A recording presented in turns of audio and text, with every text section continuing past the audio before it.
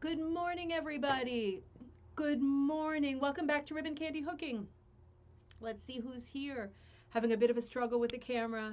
Tuesday morning fun. Good morning, Anita. Good to see you. Oh, Anita's talking about the book for our first monthly book and hook and book club. I'll get it right eventually. Good thing you said that, Anita, because I just printed this out. You know, this book is available obviously on Amazon. Um, books everywhere. I just want to remind you that the cover for the Canadian edition of the book is different than the American cover. So this is the American cover, and I listened to it on Audible Books. It's in some library systems, it's in Audible, it's in a lot of places, but this is what the cover looks like for the American version. New Girl in Little Cove by Daevna Monahan. And this really is a sweet book. I put down for a date as a holding spot. Daevna wrote back and said, you know, she's such a good sport because she's coming on to Zoom with us for our first book club. Again, if you didn't tune in yesterday, the reason that I picked this book is because it had a lot to do with rug hooking. There are a group of people in the book, part of the cast of characters that are rug hookers. It's a group of ladies who get together. They are a big part of the story. So it was just nice to find a book and to read something about rug hooking that wasn't a nonfiction book, because I've only ever found the one. So somebody wrote this morning. Who just wrote this morning? And said Vicki Cameron, and I looked her up, but she compiled all the Clue short story books because she's a rug hooker too. I'm continuing to look for books that have to do with rug hooking, or at least mention them just for fun in the sort of text. So if you know any, please let me know. And we're going to, again, take turns choosing books of the month. I chose this book because I really enjoyed it. It was really nice. Again, it's on Amazon, so if you pull it up, you can find out what the text is like, but it's a very sort of feel-good movie about a young woman who goes as a school teacher to a remote island in Canada. And the author is going to be with us on the Zoom call, and she is a great sport. She said, well, you know, because she's actually 5 hours ahead in Europe, and she said, you know, I could do it at like 1 in the morning or something, for like an hour before I fall asleep so that you can get more people in the US and toward the West Coast. And I thought, that's insane. That sounds like barbarous, you know, torture, having her be awake, you know, toothpicks and eyes like Tom and Jerry style that late at night. So I wrote back to her and I said, let's go with the date that we both agreed on, which is July 11th, which gives you almost a month to get the book, read the book, or listen to the book. If you're going to participate. And again, you don't have to have finished the book. You're not going to be tested. You're not going to be put on the spot. There's going to be quite a few people on the call, I think. So don't feel pressured about it. Book clubs are supposed to be fun. This is not. We're doing graduate level, academic book studies. This is for fun. So make sure that it remains for fun. Don't pressure yourself to read it. Log on to the call if you're interested in talking to the author, hooking with us while we talk about the book. Just make sure that it's fun for you. So the holding place is July 11th, which I think is good. And I said back to her, how about I said 9 o'clock her time, which would be 4 o'clock Eastern Standard Time, and then it would be 4 hours. It would be noon West Coast time for people in the U.S.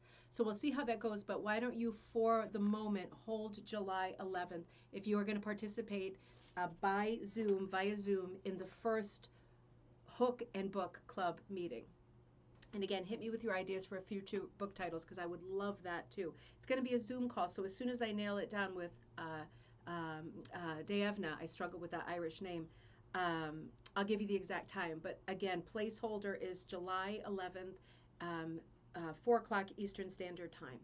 So, all right, so that's going to be a lot of fun. Martha, thank you so much for your message. I'm going to write back. I love hearing from you, and your bunnies look amazing. They look, I mean, your stuff always looks better than my stuff. Jill, nice chatting with you too. I am definitely going to that Fiber Wool Festival in New York in October. I thought it was this weekend when Jill wrote, and I thought, how did I miss this? I'm just so scattered right now. And I said, I'm going. I can make it. I'm going. But good thing it's in October, so I don't have to really rush that quite that much. Like and shared the YouTube. Oh, thank the Yahoo. Thanks, Anita. Robin, great to see you. Kaz, Kaz, you're around in the middle of the day a couple days in a row. I wonder what's happening with you. I'm so happy that you're there.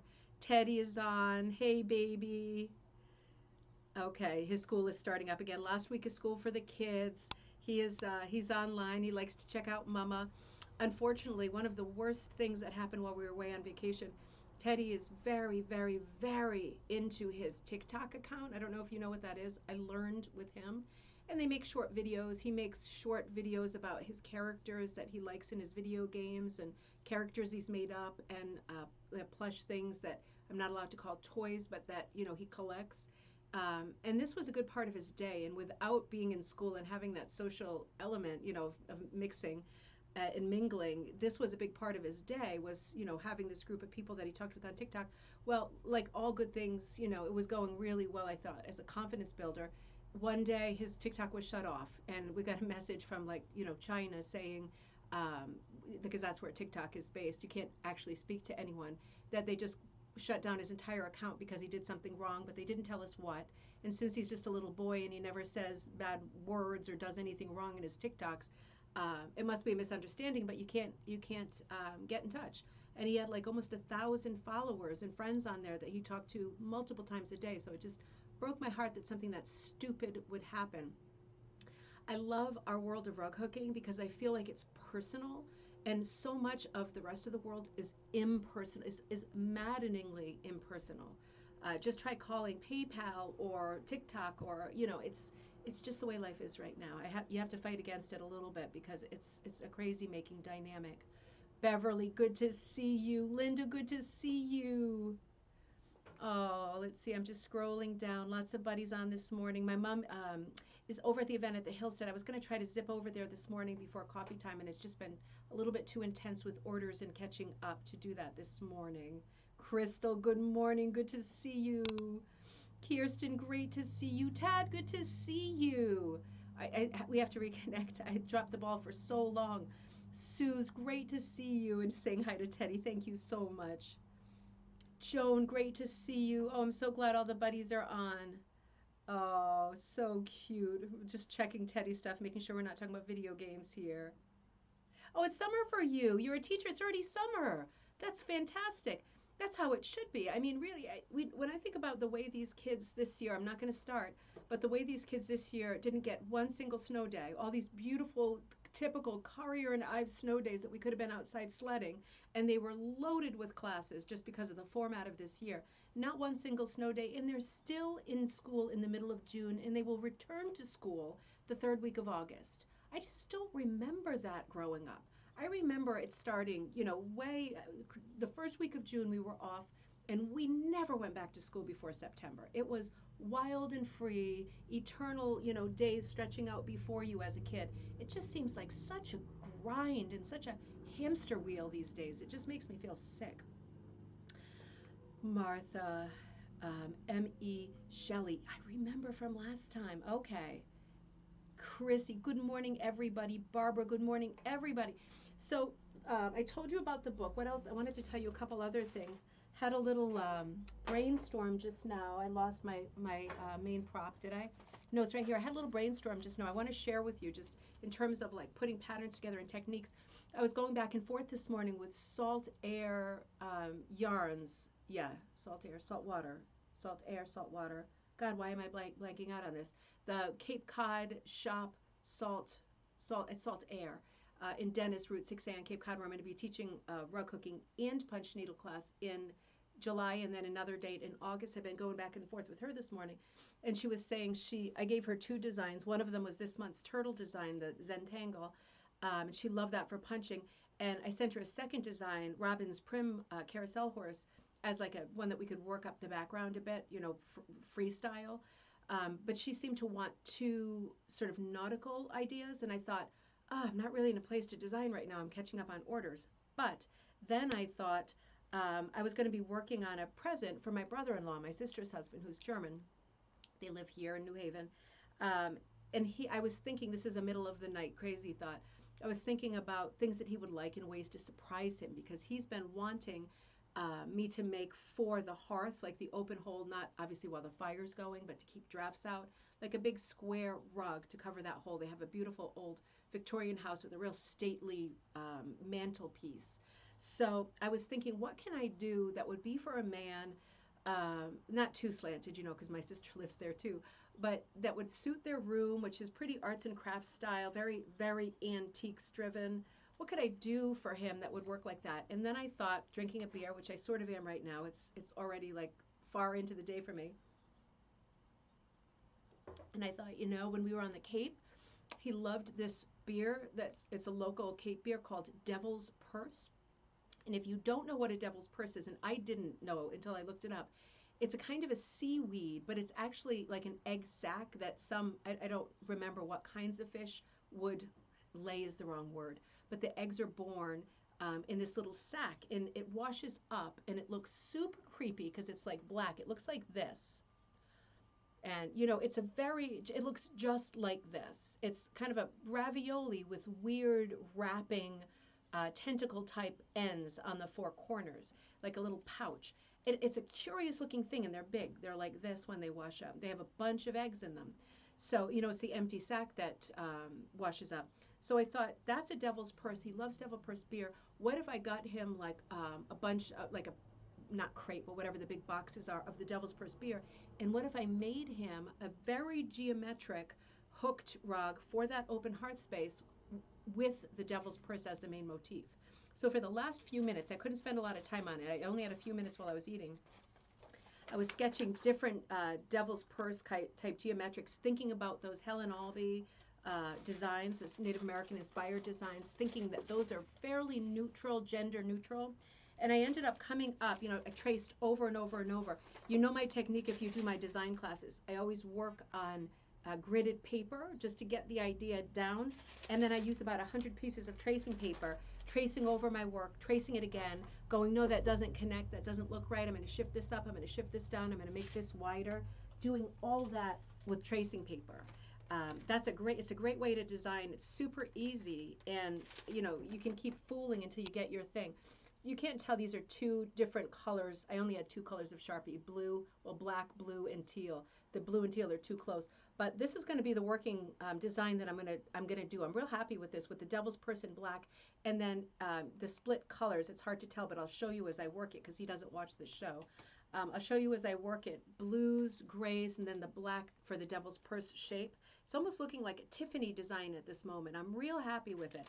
It just goes to show when you start working on a project for somebody, it evolves, and it evolves quickly because there's so many ideas right there, right?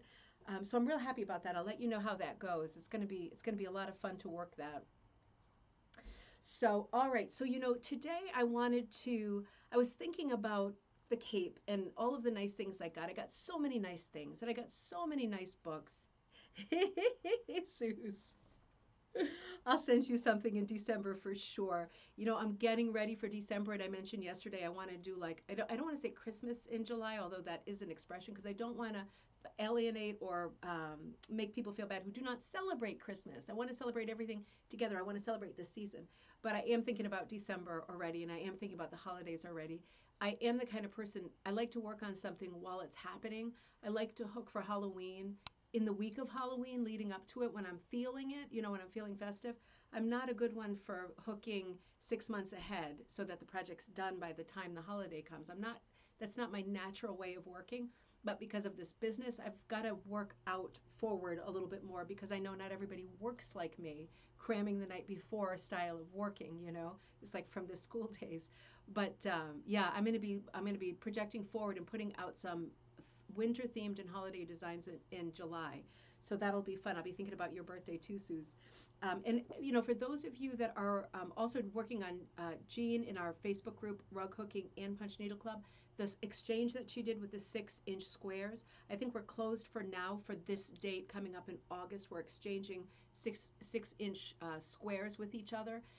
It will happen again. I will let you know when it happens again, but I just want to remind people on Jean's behalf, those of you who are participating, as you finish your squares, and the deadline is not until August 31st, but as you finish your squares, make sure that you post them in the group because there's only been a few posted so far. I haven't even started mine, but I will, and it'll get done quickly, but certainly on time. If you finish them, post them because we're just dying to see what you're working on, and we want to see all the finished ones, not some of the finished ones, because I know they're all going to be gorgeous.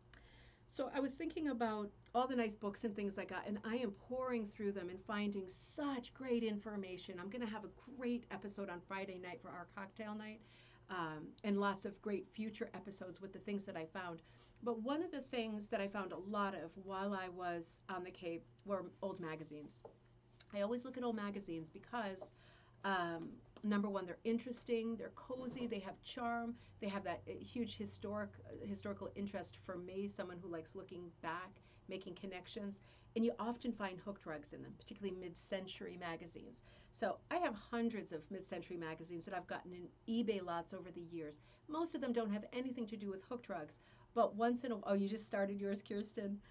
Once in a while, you get one that does, and it's so interesting. And it got me thinking about these old magazines. And you know the kinds I mean, like the Better Homes and Gardens and Families. Well, I don't know if Family Circle was out yet. House Beautiful, certainly Vogue was out. Harper's Bazaar. There's a big range of magazines from the mid 20th century that will now and then touch on rug hooking. Now, of course, now just like then, because the range and the scope was so wide and broad, you get very, very different types of magazines. So, for example, Harper's Bazaar focused more on the sort of upper middle class, whereas House Beautiful focused on the middle class, the lower middle class even, people who made a lot of things and were very interested in home making, not so much buying stuff to decorate a home. So very, very different. And then there were other magazines like Gourmet is great to look at. It doesn't have anything about rugs, but it's great to look at as a period piece. Mademoiselle is another one that was out, but that was a little bit more focused on the youth audience. So you don't get as much with homemaking or making rugs or making anything. Each magazine is very, very different, and they all represent a different sort of demographic. So the ones that are the best for looking at are like the Better Homes and Gardens type magazines, House Beautiful type magazines, because they're targeted for people that were in that class of income where they were making things for their home. Those are the people that we would be the most interested in. There was an interesting number in this book that I was reading. I'm going to show you the book in a second. That in terms of magazines and in terms of households and what the average household was doing, making, had to do, had to make kind of thing. Um, just before the Depression, so in the 1920s, before the actual Depression hit, um, the middle class sort of bracket of Americans where only 31% were considered middle class, right? A lot considered below, of course, working class, mill families, farming families, and then quite a lot above because they were living in a bubble, just like the 80s that was literally about to pop. 31% in the 1920s as opposed to the 1950s when at least 60% of Americans were considered solidly middle class. Now, those would have been the people who were reading these magazines that we're looking at today and trying to get ideas from them. This is a mindset I want to walk into before we look into the magazines. It made me think about this book, which is always on my shoulder, over my shelf when I record coffee time at home. It's called Shaping Our Mother's World, American Women's Magazines by Nancy Walker. This is a great book. I want to point out, I love this kind of reading, but I want to point out this is a real academic book. This is a work of scholarship. This is not a bedside book. It's like pretty dense and intense, but if you enjoy that and you're interested in the subject, it is filled with amazing information about the relationship between particularly women and magazines, the information, the advice, the things that they looked for and needed like as a lifeline to these magazines in the 1930s, 40s, 50s. That's what this whole book is about. So again, it's not an easy read. It's not a sort of pleasure read, but it is super interesting.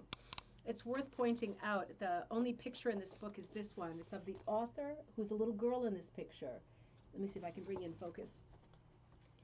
She's a little girl with her mom and her doll. And you can see all three of them have matching aprons. And again, this is just one of these hat tips to the magazines of the era because they usually involved patterns that were not to scale, that were not pullouts at the end of the book for free. And you'd be able to, cut those out and make something like an apron for yourself, an apron for your daughter, and an apron for your daughter's doll. It was this moment of time that I suppose we still have now. I don't think to the same sort of extent where there is the assumption that everybody has, number one, the same taste and the same sort of desire to make, like, have, own all of the same things. So with so few connections, like the internet now is like its own animal, isn't it? But back then, when your magazine, your monthly magazine came and it showed you what rugs people were making, what aprons people were making, what dinners and desserts people were making, you would probably do the same thing. The people who wrote for these magazines were the tastemakers of the day, right? And they sort of dictated what the style was. And there is that strange assumption at this time that you would also like the same thing. You would be part of that group of people who look at every page and go, yep, I'm going to pull this recipe out and make this tonight. I'm going to make this apron. I'm going to make that rug. It was just very different than today when we are so exposed to so many more things.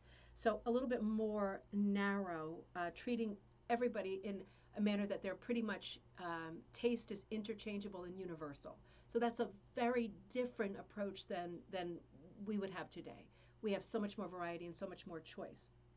But what these magazines are really good for is showing us and reminding us that if you think about it, starting in, for example, the very end of the 19th century, I'm backing up a bit into history. When you think about it, women started to become consumers, right? They kept the household. That had been going on for hundreds of years, but they kept the household more than that.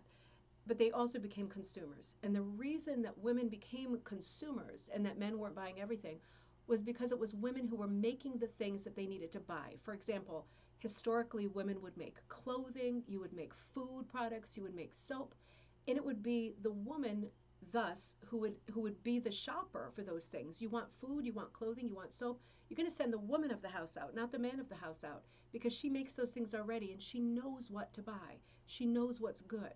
So starting in the late 19th century, you get this sort of change where things aren't just ordered by a man and sent to the house, right, of a certain class, like starting at the middle class, because this was universal, things being sent to the house. But starting in the late 19th century, and certainly we see at the beginning of the 20th century, the woman is the consumer. This is a big change because she's already the boss of the house, right? She's already in charge of the interior world. The man is out, whether he's farming or he works at an office, he's out. He's part of the outside world. But it's the woman, going back to like literally Greek mythology, that is in charge of the interior of the house. And she becomes the primary consumer in the middle of the 20th century, partly because of the Great Depression, right? As soon as the Great Depression happens, we're talking about World War I in the teens, then 1920s is a great money bubble, but it pops at the end of the 20s. And then all through the 30s, we're dealing with the byproduct of the Great Depression, which is severe poverty, upset. And then in the 1940s, here comes a world war. So we're talking about rationing and loss all over again. During this series of decades, the woman steps up as the primary consumer, partly because of her experience, partly because of her knowledge, partly because the men go away during the war and she takes their place, like literally, not just wearing a military uniform and working as a nurse, but at home. She takes care of the home. She participates in ways that she can with rationing, with victory gardens, right, growing your own food. She's very careful to buy things that are 1,000% for sure American, not accidentally buying things from abroad to support people who she will perceive at this point in history as an enemy. Very, very, very different. Lots of responsibilities, lots to know, and that's where these magazines come in and tell you what you need to know. So women are reading these magazines, and this is their lifeline. This is their connection to the world. Their job is to maintain their house and make things inside of their house that keep it, number one, up to date, that are practical, that are not excessively wasteful. And these magazines are going to tell women how to do it.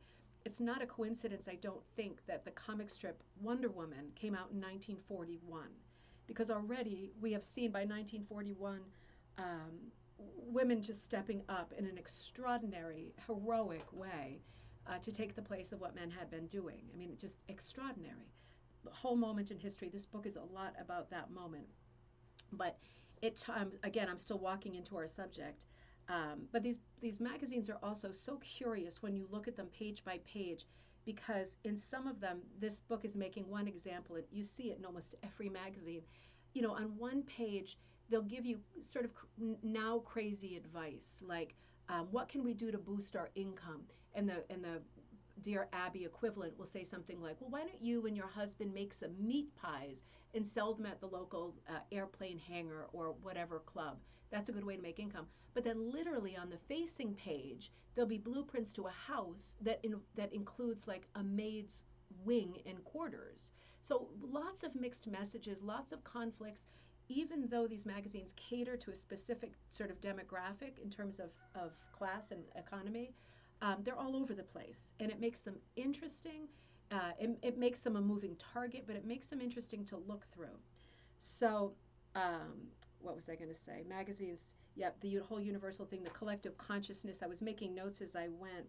Um, I really found this book interesting. I read it ages ago. Uh, Again, it's a very academic book. It's not a light summer reading book, but it's interesting. They even talk about how famous women of this period who were reading these magazines and writing in these magazines, people like Edna St. Vincent Millay, the famous poet, whenever they would write up Millay, the main thing they would talk about was her cooking, was how good her cooking was.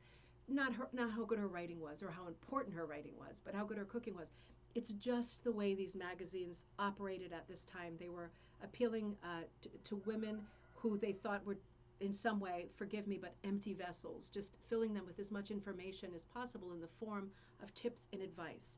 And this created an era of very, very, very narrow taste. This also overlaps for us with the Pearl McGowan era. When someone says, this is what a good hook drug looks like, this is the size cut that it comes in, this is how you do it, then this is how you do it. This is what people would do. They're seeing these images over and over and over. They wouldn't say, well, you know what? I think I'm going to strike out. I'm going to do some ripsies with my wool and do some really abstract, crazy, primitive stuff instead. Once in a blue moon, you get somebody who does that, but 99% of the time, not an accurate number, but certainly most of the time, you're getting people who are doing exactly what they saw in House Beautiful magazine. Here it comes. So this is the one I used for um, the thumbnail for this episode. This is just a vignette. And I mean, don't you want everything in this picture? Maybe not this, but everything else. The reason I wanted to show this one was because it has a beautiful hook drug here. And this is certainly a classic type mid-century design. This is House Beautiful from, I got to change my glasses, 1938. So right before the war for us here. Pottery. Martha says, this explains why Mother and all her friends made molded jelly salads. Absolutely. Jello, right, or jelly salads that often included, the aspic salads, they call them, like meat, putting meat into Jello. It's tuna into Jello. I've not had it. I cannot speak against it, but it certainly doesn't appeal. I might as well try it, right, instead of shooting my mouth off. Doesn't exactly appeal. But yeah, they were pulling recipes from these books, and these books often have, I don't know if House Beautiful does, but they give you the recipe cards that are already perforated with holes. So you literally pull them out, and they already have the holes to put them into your holder, because they would also send you the holder, right? It's like, knock, knock, who's there? Control freak. Now you say control freak who? Every angle of life was like, here it is, this is how you do it. A moment in time, again, at the same time, I would say, isn't it charming? And I'm not being sarcastic. When you think about how this looks, in later years, I think to myself, this is a weird dynamic, the we'll tell you what to buy dynamic. But this is also the reason I have such a huge passion for mid-century department store display windows. I have 100 books on just that one subject, because it's so interesting to me that there ever was a time when someone would say, this is what you buy, and you would robotically buy it and love it and love it. So, I mean, it's just such a moment. But when you think about movies like, have you seen Mr. Blanding's Bill's Dream House? One of the great mid-century comedies of all time about consumerism. Certainly ties into this magazine topic. Christmas in Connecticut, right? With great holiday movie with, what's her name? Barbara Stanwyck. Where she's a magazine or newspaper, I think magazine writer, and she lives in a penthouse in Manhattan, and she's getting fur coats delivered, but she's pretending in the article that she owns a farmhouse in Connecticut, and she's taking care of an infant and her husband. She's not married. She doesn't have a farmhouse. She doesn't have a child. She's making it all up. She's getting all her recipes that appear in the magazine from the French chef at the cafe that's on the first floor of her skyscraper. So these are just great old movies that really reflect this time and are super cozy. They're super interesting. We can certainly incorporate their charm into our lives, in our work, our designs, our patterns, but it is part of this wrinkle in time, this one moment. So I found some other magazines, like this is Better Homes and Gardens from, here we go, let's change the glasses now before I go cross-eyed. Better Homes and Gardens from May 1943. Now, this is kind of funny. I'm going to run over again. This is kind of funny. I just want to show you some images that I found that I think you're going to think are interesting too. All these kinds of decorating things, you know, this is good, this is better, this is how you should decorate your house. This one I pulled because of this great photo. Where are we? Wait, I'll get there. Well, there's a great hooked rug there. Do you see in front of the two beds with the two hope chests and their or blanket chests? And they are keeping rugs in general in this era in the, there it is. Let me come back over here, in the bedroom. Now, can you see this one? It's a little bit out of focus. This is a stair runner. And this reminds me of the story time we did past coffee time. The Emma Bailey book, remember America's First Auctioneer? She was in Vermont and she designed that runner for her stair. Well, here's another one like that. This is a stair runner. You can see it's held in place by wooden bars at the sort of crook of every step, but that's a hand-hooked runner, which I thought was beautiful and reminded me of that episode too. I know a lot of you ordered that book and read that book, which was super charming. But, and then I have this Better Homes and Gardens that has, it's remarkable how few of these magazines show hooked rugs. They often mention hooked rugs because they know women are wildly making them. There's groups in almost every neighborhood where women are getting together several times a week to hook. But it's remarkable how few they show in these magazines. Constantly spoken of, rarely shown a picture of. This is August 1943, so we're into the war here. And let's see what they gave us in this issue. This is probably going to be, yeah, this is so good, it's crazy. Let me get my little clip out. Again, they're showing you hooked rugs in the bedroom only, which is a little unexpected, but these are two beauties, two matching ones. Let's see what else they've got. Two matching ones in a different position. They're showing you before and after. So after is this one. That's, you know, they've got them at sort of juxtapositioned. And they didn't like this as much at the time, putting them in front of each other. So that's a before and after. Just as a side note, this chest, somebody's decoupaged back in the 40s with vintage seed packs. How cute is that? So they were showing you that. Now that could easily have been an heirloom or a Pearl McGowan. I mean, certainly it could have been a Mrs. Harry King. Certainly one of those, without a doubt. I had another funny thing to show you in this one. You know, I just have to show you this. This isn't a rug-related anecdote, but this sort of speaks to what I was just describing. There's a right way and a wrong way to do things, and this apparently is something that you need to work on with the man in your life. I'm being a little sarcastic. I'm not being awful. So it's showing you in this picture, not like this, right? Not like this. Here's the husband seated in a beautiful armchair, and you see how the lamp is behind him on the table, and he's really struggling to read the paper because he doesn't have good enough light. This is what the housewife has to do. There you go. You just move the lamp 3 inches forward, and now the husband is happy reading his newspaper. Is that a little bit ridiculous?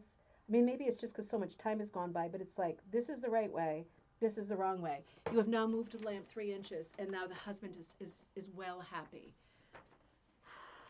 I don't know if I could have survived for long during this time. Oh, that's what I already showed you. Shoot, I'm going in the wrong direction. Now this is October 1943. This is what the cover looks like. Another Better Homes and Gardens. Again, constant talk about rugs, but rarely showing. This one has two nice references here. See that pretty one? That is in the playroom. You like that, Crystal? That is in the playroom. And now they've got some kind of script on the picture that I couldn't even read with like my number 4 glasses on. And a rug in the kitchen, right? So playroom, kitchen, bedroom seems to be the places for the rugs. In the front room, she's working on needlepoint, and she's got a hooked rug stool, but she's got a braided rug. And you're seeing that a lot, like in the living room, the living spaces in the house, the primary living spaces. You're seeing a lot of braided rugs, but you really aren't seeing hooked rugs. So 30s and 40s, that seems to be, in these magazines, a constant. Now, oh, this was cute. They were showing some ads in some of these that rather than being photographs, they're paintings. And this is like the first one I showed with the two exact matching rugs in the same room. That seemed to be a thing rather than having the idea of like the scattered rugs, putting two identical rugs in the same room. Repetition, always strengthen repetition. But I thought that was interesting because you see that a lot. Now, this is interesting.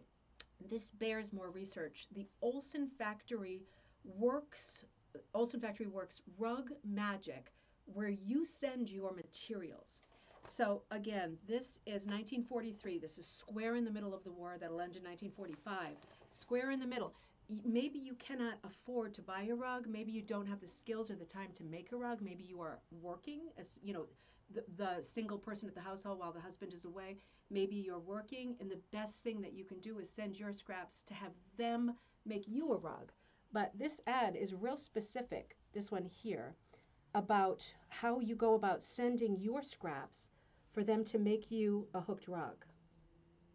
I thought that was interesting. Olson Factory Rug Magic. Everything has the word magic in it, whether it's food or rugs or whatever. Um, what was the other? Yeah, this is another. This is a funny picture here. The woman with the shotgun. I'm not sure what that's a reference to, but they are giving us another beautiful picture here. Another drawing of a hooked rug in a bedroom. But again, this typical mid-century design that we know and love, but we've seen often. I thought that was curious. And then I had one more, Good Housekeeping. This issue from, when is this? 1941, so a couple years earlier. And again, they're showing us what actually looks like exactly like that Olson rug I just showed you. In fact, it could be in this picture. Now this is almost a custom size rug. It's not meeting the wall, but it's enormous. So who knows? I'm gonna, when I have a minute to come up for air at some point, I'm gonna research that Olson company a little bit more and see what I can find out, because there does seem to be, in this moment of time that we're talking about, this opportunity to send stuff out and then get it back. Your clothing, your scraps, your neighbor's scraps that they gave you, back. And I know from reading other books, I was reading one in bed last night that I'll probably cover tomorrow. It was, last name was, I think, was Tarrant, Tarant. My Rug Hooking Life. I think I'll show you that book tomorrow. But she talks about gathering scraps right around this time, and her neighbors helping out when they realize that she's gathering to make a hooked rug. She's going to make it herself. But she gathers, in the book, she says 100 pounds of wool clothing to make the rug. And she uses like 70% of it. It's going to be a big rug. She makes an enormous rug. I'll show you that tomorrow. But it just goes to show people were really gathering scraps with that wartime mentality, that victory garden mentality, really taking up like household missions, personal missions, to do things that they thought were important things to get done, like put something on the floor, put something in the refrigerator. Interesting moment in history, certainly deserves more thought. If you have some of these old magazines and you go through them and you see references to hooked rugs, please let me know or post them in the Facebook group. I love to see these references because occasionally it's possible to identify the rug, identify the maker, and aside from that, it's just interesting to know what was out there. Which reminds me, I'm in a Hello Hope. Oh, I'm glad you're there. I'm running a little bit over. I'm still catching up from those vacation days, and I feel like I don't want to cut episodes short as a result of having been gone for so long and been such a vagabond. I'm going to close this episode. Christine, you sent me the message yesterday, right? As soon as we closed the episode, she wrote and said, "Oh my gosh, I found the rug that you were talking about, this heirloom rug that I found on my trip by, it's called Provincial, and it's by Heirloom, the rug company, the Zeiser, right, the designer Zeiser, but Heirloom Rugs in Providence, Rhode Island. This is their provincial pattern." And she said, "I found the rug in the Vera Brisby book that we did at one of our cocktail nights, one of our best ones. I earmarked it." She said, "I found it in the pages. I got so excited. I couldn't believe it." And so, of course, I had to grab my Vera down and find it too and earmark it. But, of course, there's 20 other earmarks in there. Here it is. It is indeed the same rug, and it's a much better picture. let's see if I can get you even closer, than what Heirloom gave us in their catalog. It's not the exact same rug as me, and you can see because the initials are different here than my rug, but it's certainly the same pattern. So that was a really good find. And it just made me think, isn't it so nice to be out there in the world or going through your books and to be able to recognize and identify a pattern from, it's not endless, is it? The handful of people who we pull patterns from, it's not endless. Isn't it nice to be able in your head to go, I know what pattern that is? And I keep thinking to myself, can we make some kind of a group effort to create some kind of database where it's available on the computer, available on your phone if you have, like, a smartphone. Um, no judgment if you don't, because I just got one last year. But, what if we had some kind of database where all of those images were there? Here are the Garrett patterns, here are the Heirloom patterns, here are the Pearl McGowns, here are the Jane McGowns, here they all are. Because there you are in an antique store or something, you see the pattern and you go, oh, I wish I knew what pattern it was. It's kind of a deal breaker for me. It'd be meaningful if I thought it was this. Wouldn't it be nice to be able to open something up and go, okay, I'm going through florals, I'm going through medallions, and have it be sort of organized? I'm thinking about that. So work with me and brainstorm this with me, in the future, because the thing that keeps tripping me up, the speed bump, is going to be a lot of the pattern images are owned by other people. For example, Cushing owns all the Pearl McGowns and many of the Jane McGowns. Honeybee owns some of the Jane McGowns. Different people own different images, but they own the photo image, right? Not the idea of the pattern, the photo of the pattern to sell you. So I'm going to have to think that through, and help me if you have any thoughts on that, because I think it would be nice and important for us to have a database of patterns that we could just, it's still going to be hard to find a needle in a haystack, but right now it's impossible. And I'd rather it be hard than impossible. So, you can always return to a store if you go home that night and then you find the pattern in a database and say, you know what, it's a Jane McGowan, I collect those, I'm going back for it. It's a Mrs. Harry King, I collect those, I'm going back for it, kind of thing. Let's think about that and see how it goes. Martha said, put in Olson Rug Magic. They have a 75th anniversary catalog. Uh-oh, it's going to sell right now before I have time to go on eBay, isn't it? I'm going to put it in and see if anything's online that I can pull off. That would be amazing. Well, thank you so much for being here for this episode. I hope you had fun.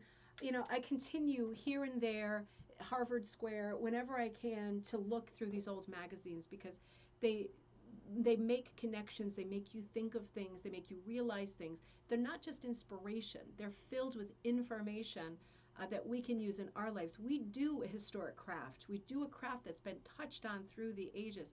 The more dots you connect, like a crazy rug hooking constellation, the more information and inspiration we all have. So if you have some of these old magazines, do go through them and see if you can find some great images. And help me brainstorm about how we can pull some of these old catalog images, even if I have to draw them all, the thousands of them in black and white, just so we have them and can register them. I think we need to get going on that this year, so that we can create a shape around our craft. Rug hooking is been here and there in Harvard Square for decades. If we can create a shape and a good database of designs, that would really be something, wouldn't it? Anyway, I will see you tomorrow. I'm going to be looking at the Tarrant book, My Rug Hooking World, tomorrow. It is a super, super, super nice book. Same sort of era, sticking with the mid-century era tomorrow. And then on Thursday, of course, we'll have our Zoom call. So I'll put the information for that out tomorrow in the video, the Tarrant video for tomorrow. I will see you all tomorrow. Have a great day, and enjoy yourselves. I'll see you in the morning, noon Eastern Standard Time.